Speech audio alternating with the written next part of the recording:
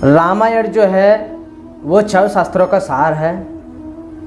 जो भी उसे पढ़े, बड़े ध्यान से पढ़े और उसे अपने जीवन में उतार के देखे, बड़ा आनंद है। कहते हैं कि रामायण के अगर एक भी चौपाई का अगर हमने अपने जीवन में उतार लिया तो हमारा जीवन कल्याण हो जाएगा। हमारे जीवन में जो भी घटनाएं होती हैं, परेशानियां आती हैं, दुख होता है, सुख भी आता है, ये सारी चीज़ें तो एक परिवर्तनशील है। लेकिन वास्तविक कर्म जो है वो शास्त्रविद कर्म ही होना चाहिए। जो हमारे शास्त्र में जो लिखा है उस कर्म पर चलें, उस कर्म को हम अपनाएं, वो शास्त्रविद कर्म है। वास्तविक कर्म वही है। हम जो अपनी मर्जी से जो कर रहे हैं वो कर्म नहीं है। कर्म तो वही है, कर्म वही श्रेष्ठ है जो किसी को दुख ना हो, किसी को तकलीफ़ ना हो और हम किसी को तकलीफ़ ना पहुंचाएं, वही कर्म है। तो चर्चा करते हैं इस विषय पर जो रामायण से संबंधित कुछ तत्वों के बारे में है। तुलसीदास ने जो चौपाइयाँ जो लिखी हैं उन चौपाइयों के बारे में थोड़ा सा हम जो आपको बारे में बताएंगे। श्री राम जी ने जो सबरी को जो 9 प्रकार की भक्ति बतलाई थी, वो 9 प्रकार की भक्तियों के बारे में हम चर्चा करते हैं। 9 प्रकार की भक्ति कौन कौन सी हैं?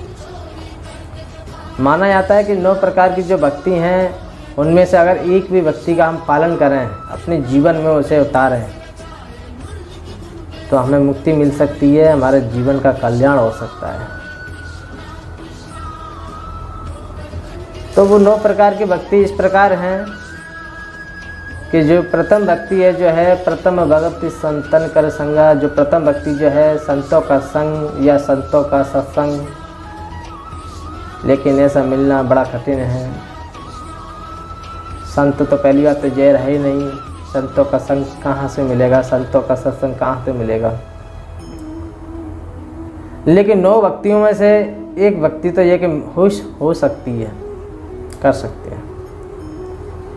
और जिन्हें जो प्रथम जो भक्ति जो है संतों का संग, संतों का सत्संग जो है, तो उसके तो बड़े भाग्य हैं जिसे अगर ये पहली भक्ति मिल जाए। दूसरी भक्ति है तू शरीरति मम कथा प्रसंग। प्रभु की कथाओं को सुनना, प्रभु की लीलाओं को सुनना, चिंतन करना, ये दूसरी भक्ति है। और तीसरी भक्ति है गुरुपद पंकज सेवा। तीसरी भक्ति अमान, अभिमान का त्याग कर कर, अभिमान का त्याग कर कर गुरु और माता पिता के चरण कमलों की सेवा करना, ये तीसरी भक्ति है। और चौथी भक्ति है गुरुपद पंकज सेवा। तीसरी भक्ति अमान। चौथी भक्ति प्रभु गुण गण करें कपट तज ज्ञान। हम कपट को छोड़कर प्रभु के गुण समूहों का गान करें, ये चौथी भक्ति है। और पांचवी भक्ति है मंत्र जाप मम दृढ़ विश्वासा। पंचन भजन सो वेद प्रकाशा। पांचवी भक्ति है कि राम मंत्र का जो लोग राम का मंत्र का जो उच्चारण करते हैं, राम राम जपते हैं, स्मरण करते हैं या राधा कृष्ण कहते हैं, उसमें दृढ़ विश्वास होना चाहिए। जब तक दृढ़ विश्वास नहीं है तब तक वो पांचवी भक्ति हो नहीं सकती। पांचवी भक्ति तभी है जब आपको दृढ़ विश्वास हो और पूरे दिन इसका स्मरण होना चाहिए, उस मंत्र का स्मरण होते रहना चाहिए, काम करते समय उसका ध्यान होना चाहिए, तभी पांचवी भक्ति कहलाएगी। छठी भक्ति है छठ दम शील विरत बहु कर्मा निरत निरंतन सज्जन धर्मा। छठी भक्ति है जो शील पुरुष होते हैं, जिनने अपनी इंद्रियों को जीत लिया है और निरंतर संतों के चरणों में सेवा में लगे हुए हैं, वो छठी भक्ति है।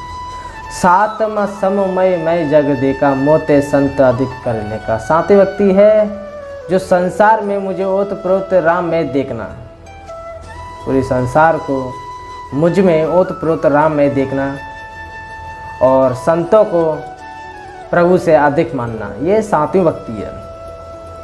आठवीं भक्ति के बारे में बताएंगे। आठवीं भक्ति है आठवां जता लाभ संतोषा, सपने नहीं देखूं परदोषा। आठवीं भक्ति है कि जो कुछ मिल जाए उसी में संतोष करना और पराये दोषों को सपने में नहीं देखना, ये आठवीं भक्ति है। नवीं भक्ति है कि नवम सरल सब छन छल हीना, मम भरोसे ही दर्शन दिया हर्ष न दिया। नव भक्ति है कि सरलता और शुद्ध स्वभाव होकर सब कपट छोड़कर प्रभु के गुण समूहों का गान करते हुए हर्ष विषाद का न होना, किसी स्वार्थ में न होना, प्रभु के लीलाओं का चिंतन करते हुए, प्रभु के गुणानुवाद करते हुए उन्हीं में मग्न रहना, यह नौवीं भक्ति। तो इस प्रकार नौवीं भक्ति में से जो कोई भी व्यक्ति अगर एक भी व्यक्ति भक्ति कर लेता है, अपना लेता है अपने जीवन में, तो उसको जीते जी मुक्ति है। जिसने अपनी इंद्रियों को, अपनी इच्छाओं को बना रखा है, अगर उसके प्राण निकल भी जाते हैं तो वही मृत्यु है, फिर उसका जन्म है।